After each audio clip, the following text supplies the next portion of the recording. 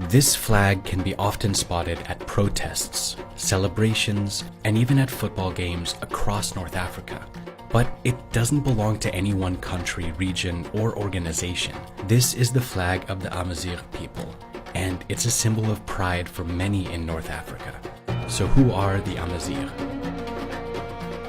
They are the indigenous people of North Africa who have lived in the region for thousands of years. Most of them live between the Siwa Oasis in the eastern outskirts of Egypt and the Canary Islands to the west in the Atlantic Ocean, and from the Mediterranean to the Sahara in the south. Their flag was adopted in 1997 by the Imazighen Congress, a body established to defend their rights, and it symbolizes unity and cultural renaissance. The blue is the Atlantic Ocean and the Mediterranean Sea. The green is Tamazight, the land they come from, and the yellow is for the desert. The red yaz symbolizes a free man, which is also the meaning of the word Imazighen. Even though North Africa is regarded as predominantly Arab, more than 30 million Imazighen live across the region, and they face a number of challenges. The Imazighen people are commonly referred to as Berber, but they reject the reference as it has over the years been associated with the word barbaric. In Morocco and Algeria, nearly 1/3 of the population speaks one of the Imazighen languages. Tamazight was the main language of North Africa before the Muslim conquest in the 7th century brought Arabic to the region. But for decades, the Imazighen have been demanding official recognition of their language. In 2011, Morocco recognized it as an official language. 5 years later, Algeria did too. Both countries have also recently started teaching Tamazight at public schools. These changes marked an ease in tensions between the Imazighen and their respective governments, but the Imazighen struggle goes beyond language. After the independence of the Maghreb countries, the Imazighen identity has been controversial, sparking heated political debate and protests. Kabylie activists blame Algerian authorities for their marginalization since the country's independence from France in 1962. They also blame the government for imposing Arabization as a step towards eradicating their linguistic and cultural traditions.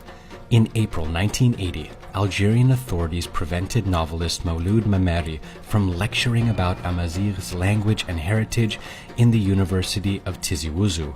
This led to protests in which dozens were injured by security forces.